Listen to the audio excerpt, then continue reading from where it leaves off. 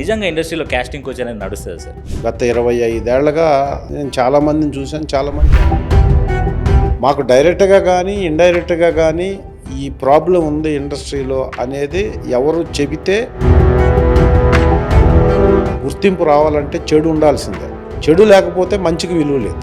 Gents కంటే లేడీస్కి ఎక్కువ. ఇప్పుడు పూనం కవర్ లాంటి వాళ్ళు త్రివిక్రమ్ సార్ మీద ఎలిగేషన్స్ వేస్తూనే ఉంది ప్రతిసారి సోషల్ మీడియాలో. ఒక మహాసముద్రం అనే సినిమా ఫీల్డ్లో ఇలాంటివంటి నీటి బొట్టులాగా తీసినా వేసినా పెద్ద మీ 1000 కోట్లు ఫామ్ హౌస్లు, సో ఇంత ఆస్తి అసలు ఎట్లా సమకూర్చుకున్నారు సార్ మీరంతా? నాకు 1000 కోట్లు ఉంది, 100 కోట్లు ఉంది, 10 కోట్లు ఉంది అనుకునేది నాకుంది అన్న కాన్ఫిడెన్స్ కోసమే. కెరటాలు కాళ్ళ దగ్గర ఉన్నాయని సముద్రాన్ని చులకన చేస్తాము. డబ్బు ఒక స్టేజ్ వరకు ఉంటే మనల్ని కాపాడుతుంది. స్టేజ్ మించిపోతే డబ్బుని మనం కాపాడాలి. ఇప్పటికీ ఇండస్ట్రీలో ఎలాంటి మార్పులు వచ్చినాయి అసలు మీరేం గమనించారు సార్? అప్పుడు స్టార్ట్ కెమెరా యాక్షన్ అనగానే సినిమా ఫీల్డ్లో ఒక మనిషి సస్టైన్ అవ్వాలంటే ప్రతిరోజు కష్టపడాల్సింది. తన సింగిల్ టేక్ ఆర్టిస్టు అనేది ఎప్పుడు వచ్చిందంటే అందుకు వచ్చింది. సో అక్కడ నుండి పేరు వచ్చింది దిల్ రమేష్ అని. దిల్ రమేష్ అని పేరు వచ్చింది. అంతకుముందు కూడా నేను చాలా సినిమాలు. అందరు తెలుగు ప్రజలకుండే ఎమోషన్ ఉదయ్ కిరణ్ సార్. ఇది ఎన్నిసార్లు మాట్లాడినా ఎంతమంది మాట్లాడినా ఇది మిస్టరీ లాగానే మిగిలిపోయింది. అసలు ఏమైంది అసలు? ఉదయ్ కిరణ్ గారికి నాకు 10 మంది ఫోన్లు చేసి అతను ఎక్కడుంటే అక్కడికి వచ్చింది.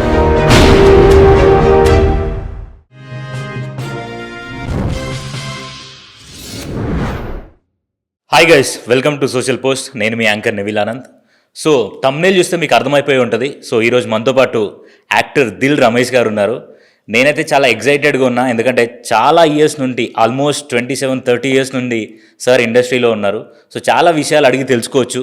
దిల్ సినిమా దగ్గర నుండి ఇప్పుడు ఆయన సినీ ప్రస్తావన ఎలా కొనసాగుతుంది, చాలా విషయాలు మనం సార్తో మాట్లాడి తెలుసుకుందాం. నమస్కారం సార్. నమస్తే. ఎలా ఉన్నారు sir? Fine. First of all thank you so much sir. Thanks for coming. Thank you sir. ఇప్పుడు అసలు మీరు ఏ ఏజ్లో సినిమా ఇండస్ట్రీకి వచ్చారు సార్?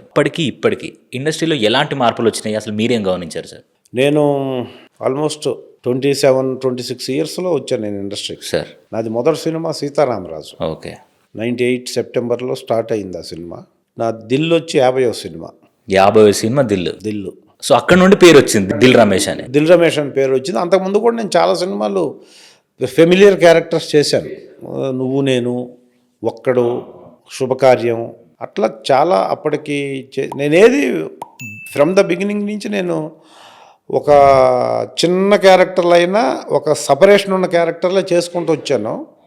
అయినా కూడా నాకు 3.5 సంవత్సరం పట్టింది దిల్ రావటానికి. బట్ నాకు చాలా అదృష్టం ఉండబట్టి ఈ ఫిల్మ్ ఇండస్ట్రీలో నేను ఆ 3 ఇయర్స్లోనే ఒక దిల్ రమేష్ అన్న పేరు వచ్చేటటువంటి అదృష్టం వివి నాయక్ గారి ద్వారాను, దిల్ రాజు గారి ద్వారాను కలిగింది నాకు సార్.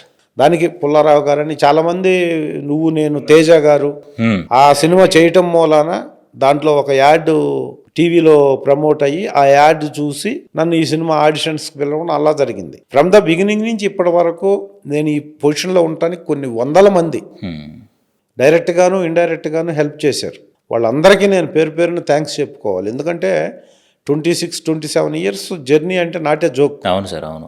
బయట ఏదన్నా ఒక గవర్నమెంట్ జాబ్ అనుకోండి, ఒకసారి టీచర్ అయినా, ఒకసారి పోలీస్ ఆఫీసర్ అయినా, ఏదైనా మనిషి ఎలా ఉన్నా, ఆలోచనలు ఎలా ఉన్నా, క్యారెక్టర్ ఎలా ఉన్నా, కాండక్ట్, డెడికేషను, టైం సెన్స్ ఏది ఎలా ఉన్నా, వన్స్ గవర్నమెంట్ ఎంప్లాయీగా మనం పోస్ట్లోకి వెళ్తే ఆ పోస్ట్ కంటిన్యూ అవుతుంటుంది. అంతే సార్.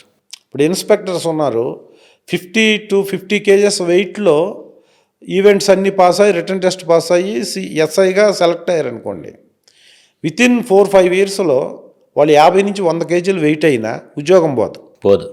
టీచర్ ఉన్నాడు, ఒకసారి నువ్వు బీఈడీనో ఎంఈడీనో చేసి క్వాలిఫై అయ్యి నువ్వు టెస్టులు పాస్ అయ్యి ఒకసారి టీచర్ అయిన తర్వాత పిల్లల్ని దేశానికి లేకపోతే రాష్ట్రానికి లేకపోతే వాళ్ళ కుటుంబానికి సరిపోయే యోగ్యత కలిగిన విద్యార్థులుగా తయారు చేయడానికి ప్రతిరోజు చదువుకొని మంచి పాఠాలు బాగా చెప్పే టీచర్స్ ఉంటారు. అలా కాకుండా ఒకసారి టీచర్ అయిన తర్వాత వాళ్ళు రెగ్యులర్గా చదువుకోకుండా వచ్చి పిల్లలకి పాఠాలు ఏదో ఒక రకంగా చెబుతున్నా బ్యాడ్ నేము గుడ్ నేమ్ అన్న తేడా ఉంటుంది టీచర్కి తప్ప ఉద్యోగం పోదు. అవును, అస్సలు పోదు, ఎక్కడ పోదు, ఏదో వెళ్ళిపోతుంటారు. అంతే సార్. ఇది ఏ ఫీల్డ్లో అయినా ఉంటుంది.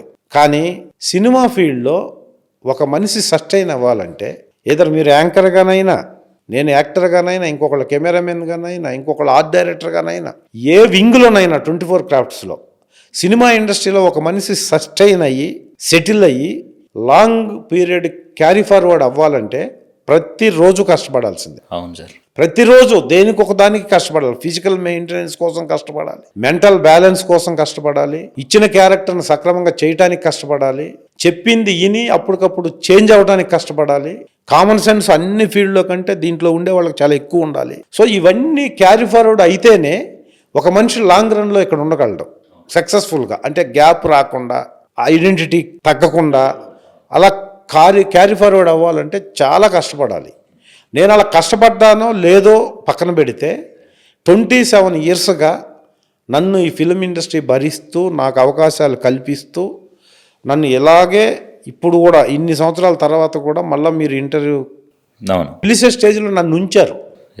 నన్ను ఉంచిన దానికి నేను ఆబ్వియస్గా ఫిల్మ్ ఇండస్ట్రీకి సర్వదా శతదా కృతజ్ఞతలు తెలియజేసుకుంటున్నాను మీ సోషల్ పోస్ట్ ఇంటర్వ్యూ సందర్భంగా. అయితే నేను వచ్చినప్పటికీ ఇప్పటికీ డిఫరెన్స్ ఏంటంటే విపరీతమైన తేడా ఉంది. అంటే మాలో ఏం తేడా లేదు, ఆర్టిస్టుల్లో తేడా ఉండదు. వయస్సు రీత్యా కొంచెం డిఫరెన్సెస్ కనబడటం తప్పితే టెక్నికల్ దృష్ట్యా అంటే aspect of technical point of view lot of difference. అసలు చిన్న తేడా కాదు సార్. ఎందుకంటే నేను వచ్చినప్పుడు ఫిల్మ్ ఉండేది, ఫొటోస్ తీయడానికి ఫిల్మ్ ఉండేది. అవును. కొడాకు కొనికా అని ఫిల్మ్స్ ఉండేది. 36 ఫొటోస్కి ఒక ఫిల్ము అయిపోయేది. అది లోడ్ చేసుకొని దాంతో స్టిల్స్ తీసేవాళ్ళు. దాన్ని ప్రింటింగ్ చేయడానికి పెద్ద ప్రాసెస్. మళ్ళీ దాన్ని ఆ ఫిల్మ్ని నెగిటివ్ చేసి నెగిటివ్ నుంచి పాజిటివ్ చేస్తే ప్రింట్లు వచ్చేది. అలాగే మాన్యువల్ ప్రింట్స్ కూడా మాన్యువల్గా చేసేవాళ్ళు. పెద్ద పెద్ద పోస్టర్స్ కూడా ల్యాబుల్లో మాన్యువల్గా చేసేవాళ్ళు. తర్వాత సినిమా మూవీ కెమెరాలో కూడా ఫిల్మ్ ఉండేది. ఆ ఫిల్మ్ 400 ఫీట్ ఉండేది. 400 ఫీట్ అయిపోగానే ఫిల్మ్ అయిపోయేది. మళ్ళీ డార్క్ రూమ్లోకి వెళ్ళి ఫిల్మ్ లోడ్ చేసుకొని వచ్చి కెమెరాలో లోడ్ చేసేవాళ్ళు. అప్పుడు స్టార్ట్ కెమెరా యాక్షన్ అనగానే బో అని ఒక సౌండ్ వచ్చేది కెమెరాలో. ఆ సౌండ్కి బ్లాంక్ అయిపోయేది చాలామంది ఆర్టిస్టులు. అవును. ఆ సౌండ్ స్టార్ట్ అయింది, మనం డైలాగ్ చెప్పాలి. సో అది కన్ఫ్యూజన్గా ఉండేది. డైరెక్టర్స్ కూడా ఎంత కేర్ఫుల్గా ఉండేవాళ్ళు అంటే 10 సార్లు అవసరమైతే 10-15 సార్లు మానిటర్లు చేయించేవాళ్ళు. ఆ డైలాగ్, కౌంటర్ డైలాగ్, ఈ డైలాగ్ ఇలాగ వాళ్ళు పర్ఫెక్ట్ అనుకున్న తర్వాతనే స్టార్ట్ కెమెరా అనేవాళ్ళు. ఎందుకంటే ఫిల్ము దాదాపు 13,000-14,000 ఉండేది అప్పట్లో. 400 ఫీట్ ఫిల్మ్ ఒక కాస్ట్ 400 ఫీట్ ఫిల్ము 14,000 చివరిలో ఇంకా డైల్యూట్ అయిపోతుంది ఫిల్మ్ అన్నప్పుడు 14,000 పెట్టి వేసిన ఫిల్ము 2 to 3 మినిట్స్లో కంప్లీట్ అయిపోతుంది. మనం కరెక్ట్గా చేసిన టేక్ ఓకే అయినా ఓకే కెమెరా రన్ అయితే 3-4 మినిట్స్లో అది కంప్లీట్ అయిపోద్ది ఆ ఫిల్మ్. 400 ఫీట్ క్యాన్ ప్రతి నిమిషము ప్రతి సెకండ్ డబ్బులే కనపడుతుంటాయి. బడ్జెట్ పెరిగేది అక్కడ. అందుకని single take artist, second take artist, ఇతను సింగిల్ టేక్ ఆర్టిస్టు అనేది ఎప్పుడు వచ్చిందంటే అందుకు వచ్చింది. కెమెరా పెడితే ఒకసారి చెప్పేస్తాడు, పెద్ద డైలాగ్ అయినా చిన్న డైలాగ్ అయినా మనకు డబ్బులు మిగులుతాయి, మనకు సేవ్ అవుద్ది అని. ఆర్టిస్ట్ని పెట్టుకునేటప్పుడు కూడా సింగిల్ టేకా డబల్ టేకా మెమొరీ ఎంత ఉంటుంది అనేది కూడా అప్పుడు క్యాల్కులేట్ అయ్యేది. Okay sir. సో అప్పుడు అంత వాల్యూ ఉండేది. ఒక టేక్ చేస్తున్నారు అంటే 10 సార్లు మానిటర్ చేయించి టేక్ 1-2 కంటే ఎక్కువ ఉండేది కాదు మ్యాక్సిమం. ప్లస్ మానిటర్స్ లేవు మేము ఉన్నప్పుడు. ఇప్పుడు మనం ఈ కెమెరాలో ఇప్పుడు మీరు చేసే కెమెరాలో కూడా ఆన్ చేసి పెట్టి ఇక ఎక్కడ చూడమని లేదు, కెమెరానే మానిటర్ చూసుకుంటుంటే చాలు. హెడ్ నాడింగ్ ఉందా, హెడ్ ఎటు తిరిగింది, ఇవన్నీ తెలుస్తాయి. అప్పుడున్న కెమెరాలకి ఒక కెమెరా వ్యూ ఫైండర్లో చూసే కెమెరామెన్నే జస్టిఫికేషన్ చేసేవాడు టేక్ ఓకే అని. మళ్ళీ చూసుకునేదానికి లేదు, మానిటర్ లేదు, కెమెరామెన్నే జస్టిఫికేషన్ జడ్జి. అబ్బా టేక్ ఓకే అంటే ఓకే. ఎప్పుడన్నా ఏదన్నా డౌట్ వచ్చి డైరెక్టర్ మళ్ళీ 1 more అంటే ఏదో ఆస్పెక్ట్లో అది కూడా కెమెరామెన్ అడిగి ఆర్టిస్ట్ కొంచెం ఎక్స్ప్రెషన్ ఎక్కువ కావాలి, నాకు కొంచెం తగ్గించాలన్నప్పుడు మాత్రమే 1 more ఉండే. సో కెమెరామెన్ కూడా డైరెక్టర్ అవ్వాలి. అసలు కెమెరామెన్నే సూపర్ సుపీరియర్ ఎవరంటే కెమెరా. ఎందుకంటే కెమెరామెన్ ఓకే చెప్తే ఓకే టేక్. ఆర్టిస్టుల ఎక్స్ప్రెషన్లో ఏదన్నా తేడా ఉంటేనే డైరెక్టర్ 1 more అడిగేవాడు బిగినింగ్లో. సార్ నేను వచ్చిన 98, 99 ఆ ప్రాంతాల్లో.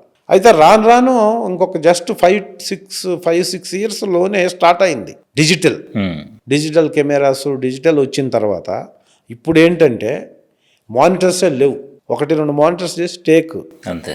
టేక్ అయిన తర్వాత లేదనుకోండి క్యూబులు, ఇప్పుడు చిప్పులు చిప్ ఒకటి లోడ్ చేస్తే 3 గంటలు 4 గంటలు లేకపోతే ఎంత టైమో అది టెక్నికల్గా నాకు కరెక్ట్గా తెలియదు, సబ్జెక్టు కరెక్షను. అది ఇక దాని వాల్యుబుల్ ఏముంది, అది మళ్ళీ దాన్ని డౌన్లోడ్ చేసి మళ్ళీ అదే చిప్ని పెట్టి మళ్ళీ చేయొచ్చు. సో కాబట్టి ఇప్పుడు అంత కేరింగ్ లేదు. అవును. టేక్స్ అప్పుడు 1-2 టేకుల్లో ఓకే అయ్యేది, ఇప్పుడు మానిటర్స్ తగ్గించి డైరెక్ట్గా టేకే చేసేస్తున్నారు. అంటే అప్పుడు ఆర్టిస్ట్ కంఫర్ట్గా ఉండేవాడు, కష్టపడే డైలాగ్స్ ఇంట్రెస్ట్గా నేర్చుకొని అందరూ ఒళ్ళు దగ్గర పెట్టుకుంటారంటారే అలా అందరు ఇంట్రెస్ట్గా చేసేవాళ్ళు. ఇప్పుడు ఏమైందంటే నెంబర్ ఆఫ్ టేక్స్ చేస్తున్నారు. నెంబర్ ఆఫ్ టేక్స్, ఇది కాకపోతే ఇది, ఈ యాంగిల్ కాకపోతే ఈ యాంగిల్, మొత్తం ఒకసారి చేద్దాం అంటే ఆర్టిస్ట్కి మోర్ డిఫికల్ట్ అయింది. టెక్నాలజీ పెరిగింది, ఇప్పుడే డిఫికల్ట్ అయింది అంటారు. ఇప్పుడే డిఫికల్ట్ అయింది నాకు అది తెలుసు ఇది తెలుసు.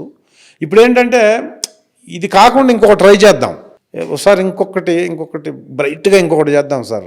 ఒకటే డైలాగ్ ముందు ఒక ఎక్స్ప్రెషన్లో చెప్పిన తర్వాత ఇంకొక ఎక్స్ప్రెషన్లో చెప్పండి సార్ అని అదే డైలాగ్ని బ్రైట్ ఎక్స్ప్రెషను, ఈ బ్రైట్ బాగుంది సార్, లోలో చెప్దాం సార్ ఒకటి అంటే తెలియకుండా ఆర్టిస్ట్కి ఒక డైలాగ్ ఒకసారి చెప్తే ఫ్రెష్గా ఉంటుంది, 2 సార్లు చెప్తే కొంచెం బెటర్మెంట్ వస్తుంది, 3ఓసారి చెప్తే పోద్ది, 4ఓసారి చెప్తే రొటీన్ అయిపోతుంది. కానీ వీటికి సంబంధం లేకుండా నెంబర్ ఆఫ్ టేక్స్ తీసుకొని నెంబర్ ఆఫ్ టేక్స్ అవటం మూలాన ఏంటంటే డేస్ ఆఫ్ వర్కింగ్ కూడా పెరిగింది. అయితే దీంట్లో ఫ్లెక్సిబిలిటీ ఏంటంటే మన తప్పులు మనకు తెలుస్తుంటాయి. ఇప్పుడు ఈ ఆర్టిస్ట్ ఈ తప్పు చేశాడు, ఇది లేకుండా ఇంకొకటి చేద్దాం. సో ఇప్పుడు ఇట్లా ఈ టెక్నికల్ ఫెసిలిటీ వచ్చేసరికి మనకేంటి, మనం చూస్తుంటే ఇదే చిన్న తప్పు ఉన్నట్టుంది, ఏం చూడలేదు అనుకోండి, చూడకుండా మనం ఆన్లైన్లో షాపింగ్ పెట్టి ఆన్లైన్లో ఆర్డర్ పెడతాం, టక్మని వచ్చేస్తుంది బట్టలో లేకపోతే ఏదైనా తీసేసుకుంటాం, కొంచెం అటు ఇటు ఉన్నా కూడా అడ్జస్ట్ చేసుకుని వెళ్ళిపోతాం. అదే మనం షాప్కి వెళ్ళి రెడీమేడ్ బట్టలు కొనాలంటే 100 సార్లు చూస్తారు, చిన్నది కూడా ఎక్కువ డిఫికల్ట్ కనపడుతుంది.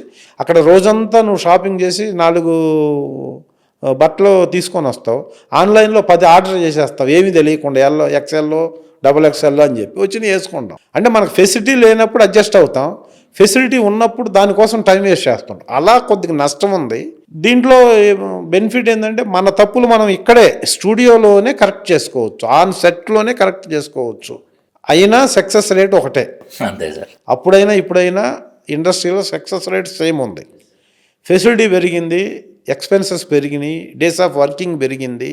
సో దాంతో మనం చాలా జాగ్రత్తగా తెలుగు ఇండస్ట్రీ ఉంది కాబట్టి చాలా మానిటరైజ్ చేసి చాలా పర్ఫెక్షన్తో సినిమాలు చేస్తున్నారు కాబట్టి మా డైరెక్టర్సు, మా ప్రొడ్యూసర్సు, మా హీరోలు కష్టపడే రేంజ్ ఒక రేంజ్ స్కైలో ఉంది. ఇప్పుడు ఒక హీరో కష్టం కానీ ఒక డైరెక్టర్ కష్టం కానీ, అందువల్లే ఈరోజు పాన్ ఇండియా దాటి తెలుగు ఫిల్మ్ వరల్డ్కి వెళ్ళిపోయింది. ఈరోజు ఎన్నో ఫిల్మ్ ఇండస్ట్రీస్ ఉన్నాయి, టాలీవుడ్, బాలీవుడ్, కోలీవుడ్, మొత్తం అన్నిటినీ బీట్ చేసి ఈరోజు తెలుగు సినిమా కరెక్ట్గా తీస్తే 100 కోట్లు అనేది అవలేలగా వెళ్ళిపోతుంది. అవును, 1000 కోట్లు 2000 కోట్ల దాకా 1000 కోట్లు 2000 కోట్ల దాకా రీచ్ అయిందంటే ఈ టెక్నాలజీ వల్లే.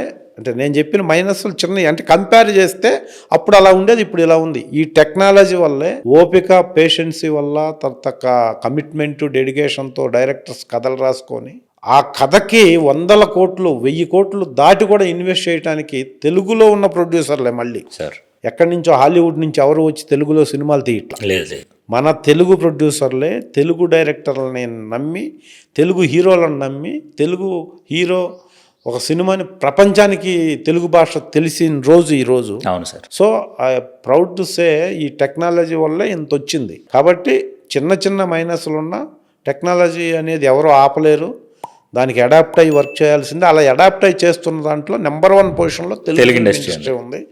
ఆ తెలుగు ఫిల్మ్ ఇండస్ట్రీలో నేనుండటం నా అదృష్టంగా నేను ఫీల్ అవుతాను. సార్.